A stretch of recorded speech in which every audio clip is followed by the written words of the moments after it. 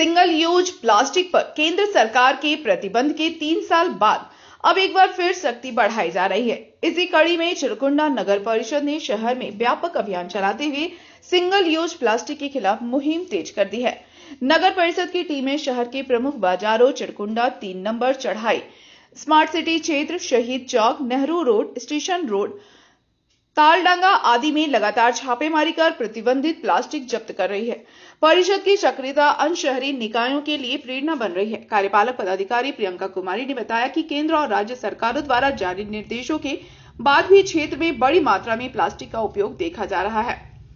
चेतावनी के बाद भी नियम नहीं मानने वालों पर 500 से 5,000 रुपए तक का जुर्माना लगाया जाएगा। उन्होंने कहा कि पर्यावरण संरक्षण में आम नागरिकों की भागीदारी सबसे महत्वपूर्ण है।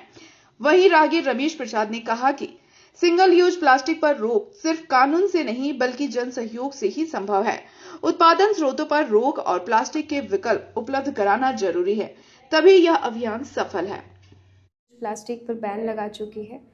समय समय पर झारखंड सरकार द्वारा भी निर्देश जारी किए गए हैं, परंतु आजकल भी देखा जा रहा है कि कुछ हॉकर्स, कुछ कमर्शियल जो एक्टिविटीज़ हो रही है वहाँ पे सिंगल यूज प्लास्टिक यूज़ हो रहा है और प्लास्टिक स्ट्रॉ हो, कप हो, प्लेट हो, ये सब हमारे जो रोड साइड में पड़े रहते हैं उससे प्रतीत होता है कि कुछ अभी भी यूज़ हो रहा है।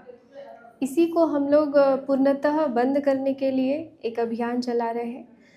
कई बार लोगों को वार्न किया गया है, अपील किया गया है कि आप सिंगल यूज प्लास्टिक को बंद करें और उसके उपयोग को कम से कम करके उसको ज़ीरो लेवल पे लाना है।